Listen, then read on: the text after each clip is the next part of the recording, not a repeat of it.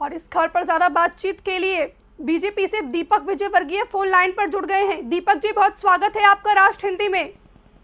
बहुत धन्यवाद, नमस्कार। और दीपक जी, कमलनाथ ने शिवराज पर यह आरोप लगाया है, उनका साफ तौर पर कहना है कि शिवराज आचार संहिता का उल्लंघन कर रहे हैं। देखिए, मुख्यमंत्री के नाते शिवराज सिंह चौहान जी के कुछ नियमित कार्य हैं और वो काम करना जरूरी है। उनको अपना काम को परफॉर्म करना जरूरी है, उनकी ड्यूटी है वो। और मैं समझता हूँ कि कमलनाथ जी को चुनाव पर ध्यान देना चाहिए। अब कमलनाथ जी को जैसे जैसे मालूम पड़ रहा है कि चुनाव में कांग्रेस की पराजय होने जा रही है, कांग्रेस साफ होने जा रही है, तो इसलिए हताशा में इस तरह की बयानबाजी कर रहे हैं। बिल्कुल। दीपक जी, कमलनाथ ने यह भी बयान जारी किया है, उनका कहना है कि चुनाव में प्रदेश की भाजपा सरकार द्वारा लगातार शासन एवं प्रशासन का दुरुपयोग और आचार संहिता का खुलेआम उल्लंघन किया जा रहा है।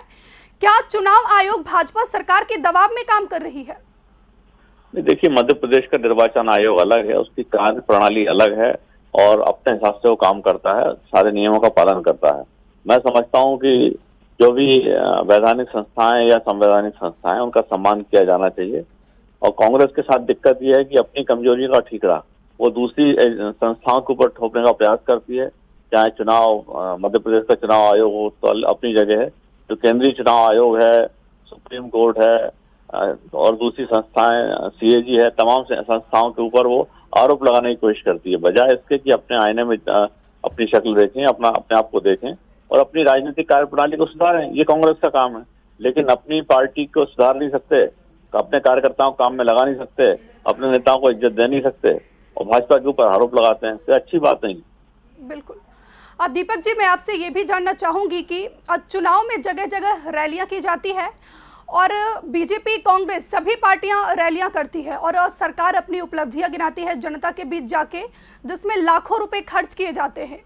तो मेरा ये मानना है कि जो लाखों रुपए आप लोग, आपकी पार्टी या जो भी पार्टियां हैं वो चुनाव में खर्च करती है, अगर ये रुपए जनहित से जुड़े मुद्दे में खर्च किया जाए, चाहे वो बेरोजगारी हो, सड़क हो, पानी हो, तो क्या, मुझे तो नहीं लगता जो फिर जाके सरकार को चुनाव में अपना रैली करनी पड़ेगी या फिर अपनी उपलब्धियां गिनानी पड़ेगी। देखिए, चुनाव भी जनहित में ही होते हैं और लोकतांत्रिक प्रक्रियाओं को चलाने के लिए उसकी कीमत है, कुछ लोकतंत्र की कीमत है। अगर आप चाहेंगे चीज में या रूस में एक गुलाम की तरह रहना, तो वहाँ चुनाव नहीं होते हैं। लेकिन जहाँ भी चुनाव होते हैं वहाँ रैली भी होगी, वहाँ भाषण भी होंगे, वहाँ लोग भी सड़क पे निकलेंगे, वहाँ थोड़ा कामकाजी प्रभावित होगा। ये लोकतंत्र की कीमत है और खुशी से आम जनता उसको स्वीकार करती है। तो मैं समझता हूँ लोकतंत्र सबसे कीमती चीज है आज के जमाने में। उसकी कीमत जो भी थोड़ा बहुत खर्च होता है वो अपनी जगह है, लेकिन उसको पैसे के खर्चों से नहीं तोला जाना चाहिए। बिल्कुल, लोकतंत्र एक बेशकीमती चीज है। बिल्कुल। दीपक जी, देखा जाए तो आने वाले समय में कोरोना भी तेजी से पैर पसार रहा है और डब्ल्यूएचओ ने भी चिताया है कि कोरोना का मामला कम है, लेकिन अभी कम नहीं हुआ है। तो इस पर क्या कुछ कहेंगे आप? देखिए, बिल्कुल ठीक है, डब्ल्यूटीओ ने जो कुछ कहा है, डब्ल्यूएचओ ने जो कुछ कहा है वो अपनी जगह है, लेकिन सरकार और केंद्र सरकार दोनों सचेत हैं। मध्य प्रदेश में भी लगातार निर्देश हैं और जो उस समय के प्रोटोकॉल घोषित थे वो कोई हटाए नहीं गए हैं।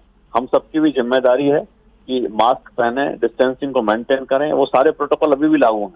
सरकार ने अगर कामकाज के लिए कुछ छूट दी है तो उसका हमको बेजा इस्तेमाल नहीं करना चाहिए। समाज के व्यापक हित में, अपने खुद के हित में, अपने परिवार के हित में उन चीजों को फिर से अनुपालन में लाना चाहिए, चाहे मास्क की बात हो चाहे डिस्टेंसिंग की बात हो। बिल्कुल, बहुत बहुत शुक्रिया तमाम बातचीत के लिए, तमाम जानकारी के लिए। तो आपको बता दें कि मंगलवार को हुई कैबिनेट में शिवराज सरकार ने कई अहम फैसले लिए। 2 मेडिकल कॉलेज सहित 23 आईटीआई खोलने की स्वीकृति दी। सीएम शिवराज सिंह चौहान ने इन फैसलों की जानकारी चुनावी मंच से दी, जिसे कांग्रेस के प्रदेश अध्यक्ष और पूर्व सीएम कमलनाथ ने आचार संहिता का उल्लंघन बताया है। उन्होंने प्रदेश की मौजूदा सरकार और राज्य निर्वाचन आयोग की भूमिका पर बड़े सवाल खड़े किए।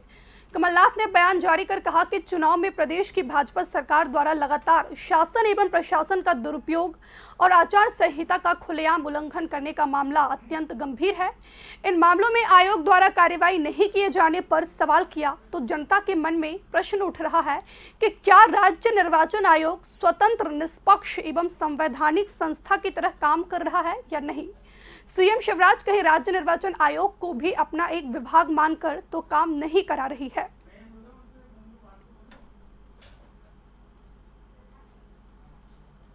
आपको बता दें कि कुछ दिन पहले पीसी शर्मा और दिग्विजय सिंह ने भी निर्वाचन आयोग की भूमिका पर सवाल खड़े किए थे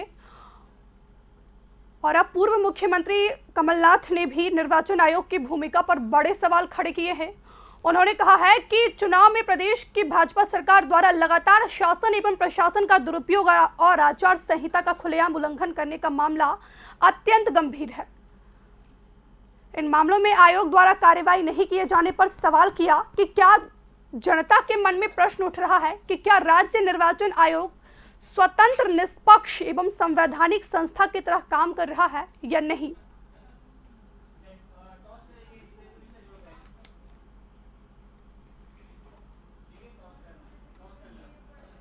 और इस खबर पर ज्यादा बातचीत के लिए कांग्रेस प्रवक्ता जितेंद्र मिश्रा फोन लाइन पर जुड़ गए हैं। जितेंद्र जी, बहुत स्वागत है आपका राष्ट्र हिंदी में।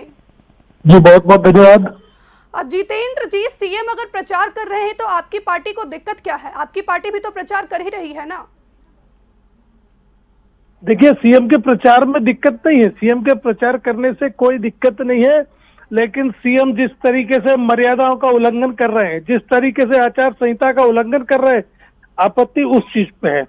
देखा आपने दमोह में क्या हुआ, इनकी नोटों से भरी हुई गाड़ी हमने थाने में खड़ी कराई, इनके संसाधनों का उपयोग को रोका सरकार के, परिणाम ये हुआ कि दमोह हम जीत गए।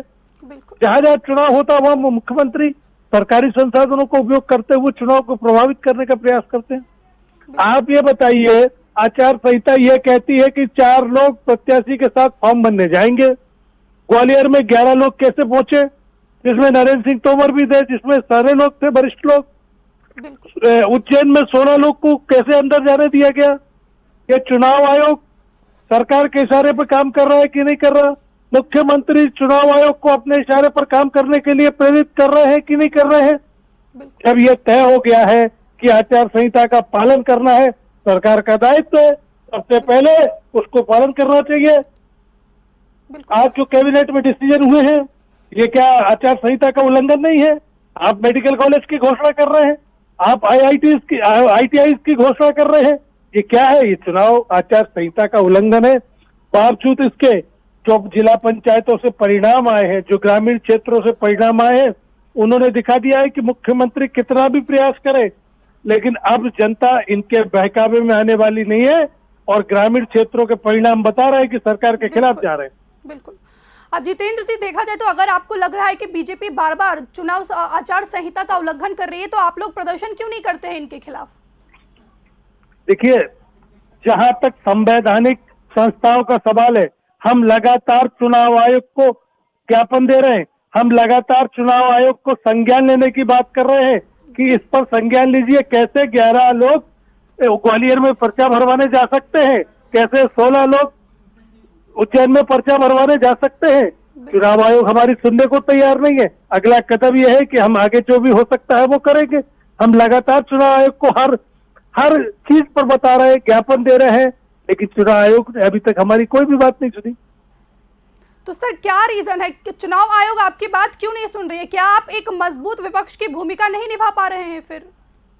देखिए, मजबूत विपक्ष है ये तो आपको दिख रहा है, 100 के आसपास विधायक है, ये आपको दिख रहा है विपक्ष में। इसके बाद भी अगर चुनाव आयोग सरकार के पिट्ठू बन के काम कर रहा है तो निश्चित तौर पर आने वाले समय में हमें प्रदर्शन करना पड़ेगा। बिल्कुल। जितेंद्र जी, देखा जाए तो बीजेपी तो ये आरोप लगा रही है कि चुनाव में कांग्रेस हारने वाली है तो ठीकरा ये चुनाव आयोग पर फोड़ देती है। नहीं, देखिए, चुनाव आयोग पर ठीकरा फोड़ने का सवाल नहीं है। सवाल इस बात का है कि इनके सरकार में रहते हुए हमने दमोह चुनाव जीता, इनके सरकार में रहते हुए हमने रैगांव सीट पर चुनाव जीता, भारतीय जनता पार्टी को कितनी जगह पराजित किया। बात चित्रकूट, अटेर, कोलारस, मुंगावली की जाए, रतलाम की 8 विधानसभा सीटों की जाए, सरकार में ये थे, हमने पराजित किया। हारने का तो सवाल ही नहीं उठता। जिला पंचायत और पंचायतों के परिणाम आपको बता रहे हैं कि कांग्रेस जीत रही है। आने वाले समय में 16 के 16 महापौर कांग्रेस के जीतने जा रहे हैं, इसलिए सरकार किसी तरीके से परिणामों को प्रभावित करने का प्रयास कर रही है। बिल्कुल। तो क्या विधानसभा चुनाव में कांग्रेस की सरकार बनेगी? देखिए, ये लोग तो 2018 में भी ये कहते थे कि कांग्रेस सिर्फ कोशिशें कर रही है, इनको परिणाम नहीं मिलेगा। आखिर क्या हुआ? जनता के आशीर्वाद से, कांग्रेस के कार्यकर्ताओं की एकजुटता से हमने इन्हें सत्ता से बाहर का रास्ता दिखाया 2018 में। 2023 में भी भारतीय जनता पार्टी सरकार से बाहर होने जा रही, यही खींच, यही खौफ इनको खाया जा रहा है, इसलिए ये सरकार चुनाव प्रभावित करने का प्रयास कर रही है। बिल्कुल जी, बहुत बहुत शुक्रिया तमाम बातचीत के लिए, तमाम जानकारी के लिए। आप दोनों ही राजनीतिक मेहमानों का बहुत बहुत शुक्रिया हमारे साथ चर्चा में शामिल होने के लिए, तमाम विश्लेषण के लिए। तो आपको बता दें कि मंगलवार को हुई कैबिनेट में शिवराज सरकार ने कई अहम फैसले लिए। 2 मेडिकल कॉलेज सहित 23 ITI खोलने की स्वीकृति दी। सीएम शिवराज सिंह चौहान ने इन फैसलों की जानकारी चुनावी मंच से दी, जिसे कांग्रेस के प्रदेश अध्यक्ष और पूर्व सीएम कमलनाथ ने आचार संहिता का उल्लंघन बताया। उन्होंने प्रदेश की मौजूदा सरकार और राज्य निर्वाचन आयोग की भूमिका पर बड़े सवाल खड़े किए। कमलनाथ ने बयान जारी कर कहा कि चुनाव में प्रदेश की भाजपा सरकार द्वारा लगातार शासन एवं प्रशासन का दुरुपयोग और आचार संहिता का खुलेआम उल्लंघन करने का मामला अत्यंत गंभीर है।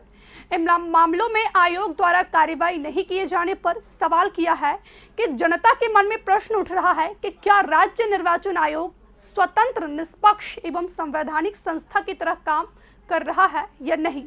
सीएम शिवराज कहे निर्वाचन आयोग को भी अपना एक विभाग मानकर तो काम नहीं करा रही है।